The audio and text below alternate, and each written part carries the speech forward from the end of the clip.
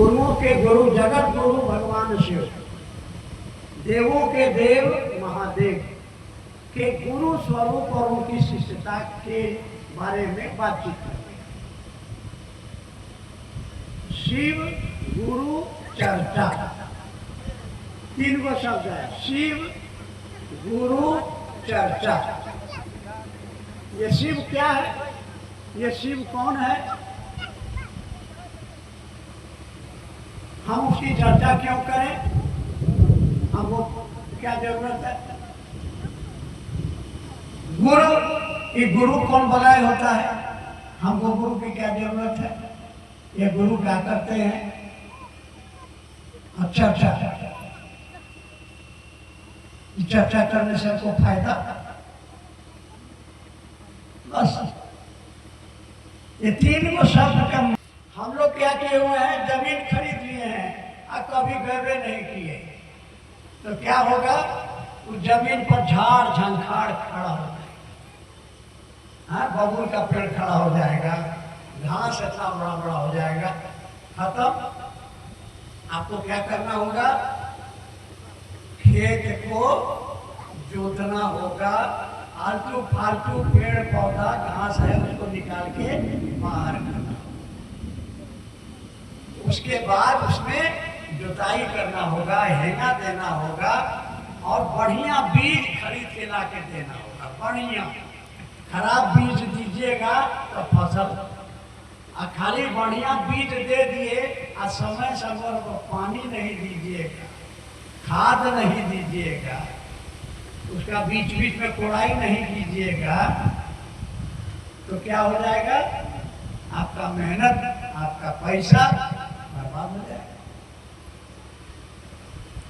आप भी घर द्वार अपना छोड़ के आए हैं, बैठे हैं, बाल बच्चा छोड़ के आए हैं। ट्रेन में जाता है आदमी, दिल्ली के ट्रेन में सवार हो जाएंगे, वो कोई है, कोई दिल्ली जा रहा है इलाज कराने के लिए, कोई दिल्ली जा रहा है बेटा से मिलने के लिए, कोई दिल्ली जा रहा है घूमने के लिए, और उसी में पाकिटमार भी बैठा जा रहा है आपका पाकिट काटने के लिए। यहाँ भी आप जो बैठे हुए हैं तो कोई पुण्य कमा रहा है, सबको पानी पिया रहा है, चाय पिया रहा है, उसको कोई मतलब नहीं है कि हम लोग क्या बोल रहे हैं। माफ करिएगा, सच बोलना होगा। ये आयोजन किया गया, बुलाया गया कि आइए और गुरुओं के गुरु जगत गुरु शिव को अपना गुरु बनाइए। तो आए थे हरि भजन को, होटल लगे के पास, तो कुछ लोगों को पानी पिलाने से पुण्य होता है। लेकिन भूल गया कि ये जो हमारी माँ माने हैं 72 घंटा छठ में बिना पानी के रहती है, तो 2 घंटा बिना पानी के नहीं रह सकते हैं। और जिसको बहुत प्यास लगेगा, तरास लगेगा, तो जाके मांग के पी लिए।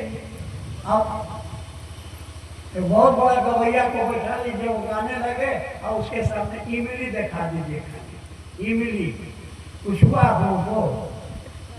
नहीं हुआ, खैर नहीं की है इमली। हमारा तो मुंह में पानी भर गया, उनके गाने खत्म हो जाए। तो अब आप आए हैं कि हाँ चर्चा सुनेंगे और नहीं सकते पानी, तो चाय पीना, उसका माइंड कहाँ चला गया? ये माइंड का खेला है, ये मन का खेला है। साहब ने कहानी सुनाई,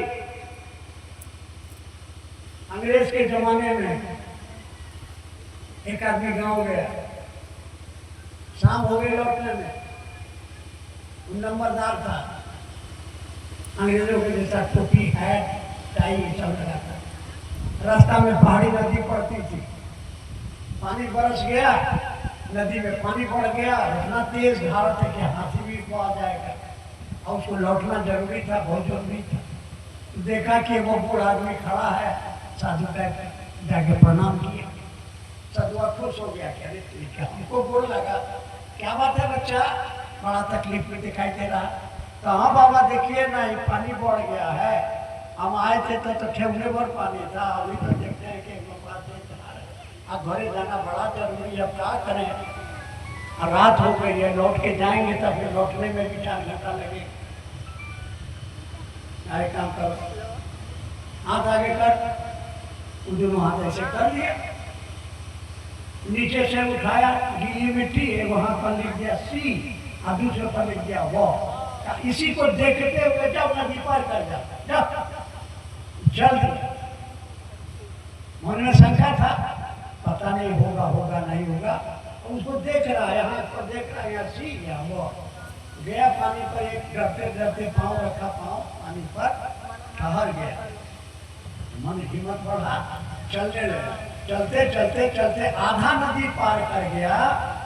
अब देखिए कि मन में ख्याल आया, ये शिव कौन है?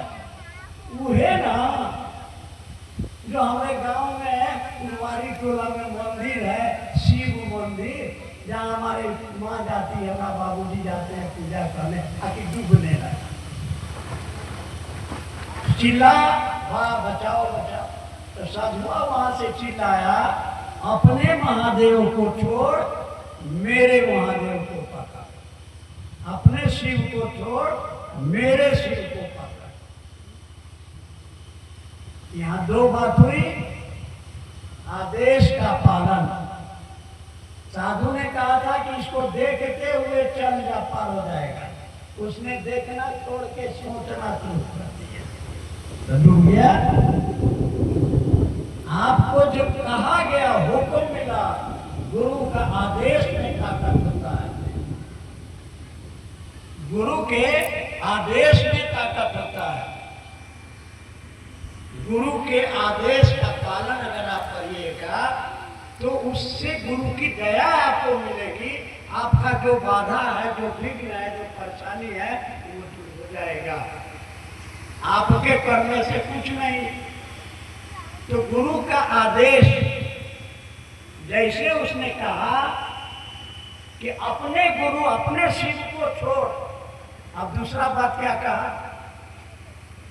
दूसरा बात क्या कहा कि कौन शिव? तो उसके हुआ, मेरी माँ जाती है, गांव भर का लोग जाता है मंदिर में, और शिव मंदिर सब कोई जाता है। कहा उसको छोड़ो, मेरे शिव को पकड़। साहब ने समझाया कि वह शिव सबका है, और जो सबका होता है, जो सबका होता है वो किसी का नहीं होता है। ये जो सड़क है आपका, सरकार का है, सबका है। अमीर हो, गरीब हो, भिखमंगा हो, चोर हो, लुच्चा हो, सब उस पर चलेगा। सड़क खराब हो गई, टूट गई, कौन ठीक करावेगा? कोई नहीं ठीक करावेगा।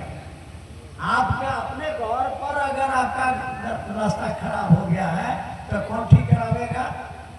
गाँव वाला। आपका घर है, आप ठीक कराइए, अपना बनाओ। कौन है शिव? मेरा है, मेरा। लेकिन ऐसी कुछ लीला है बनाने वाले की, आपका मन, छोटा छोटा बच्चा पैदा हुआ है, थोड़ा बड़ा हो गया है, उसको वो गेंद ला के दे दीजिए, खिलौना ला के दे दीजिए, और वो कहेगा ये मेरा है। अपने भाई को भी खेलने नहीं देगा, झगड़ा करने लगेगा, है ना? मेरा है। माथा में आपके सिंदूर पड़ा, मन भूल गया ये मेरा पति, आपने डाला मेरी पत्नी, झगड़ा कौन से हो गया? अरे ये दुश्मन हुआ, ये हमारा दुश्मन है। केकर दुश्मन? मेरा दुश्मन, मेरा मेरा मेरा। साहब समझाते हैं,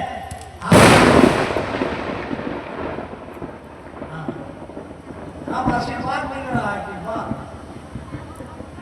एक मुख से ना निकल रही कि हे महादेव दया कर। चलिए, साहब का संदेश है, वो जो सबका है उसको अपना बनाओ। 1000 चप्पल के बीच में आप अपना चप्पल छीन लेते हैं। चप्पलवा आपको नहीं कहता है कि हे दीदी हम हिया छियाई, हेने आवा हेने आवा। आपका मन कहे हम चप्पल, आपका मन चिंता है, मन का खेला है। इस मन में मेरा मन समझे, क्या समझे? शिव मेरा है। ये समझ कैसे आएगी? ये समझ कैसे आएगी? कोई आदमी बोलेगा कैसे आएगी समझ? एक लाइन, गुरु की दया से। आपके मांगने से नहीं, आप मांगते रहिए।